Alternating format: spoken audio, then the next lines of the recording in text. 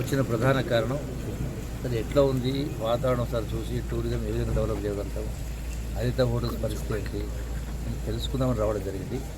అట్లాగే వ్యూ ఎట్లా ఉంది చూడడం జరిగింది.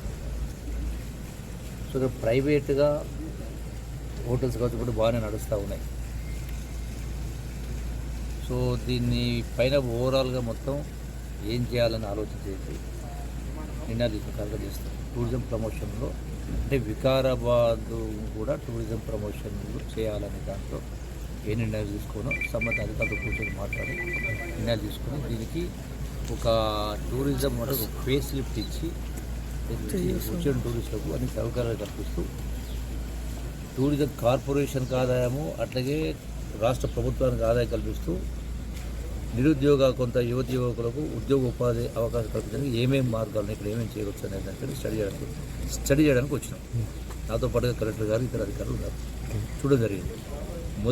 మొదటి నిర్ణయం ఏంటంటే ఇక్కడికి వచ్చిన తర్వాత ఈ హరిత హోటల్ను పైలట్ ప్రాజెక్ట్ కింద కలెక్టర్ గారికి హ్యాండ్ ఓవర్ చేస్తాం. టోటల్ హరిత హోటల్ రూమ్స్ అన్నీ కూడా పైలట్ ప్రాజెక్ట్ కింద కలెక్టర్ గారికి హ్యాండ్ ఓవర్ చేస్తుంది. ఎందుకంటే కలెక్టర్ గారు ఉండేది ఇక్కడే.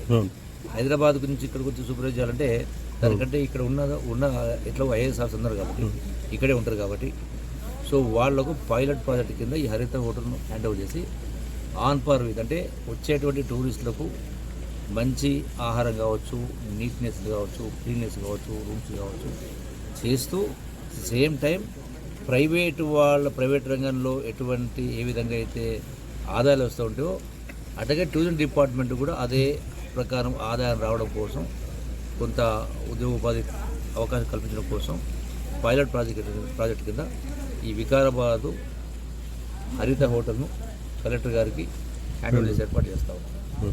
సార్ వాటర్ ఇబ్బంది ఉంది సార్ నుంచి దానిపైన సమీక్ష చేస్తాము.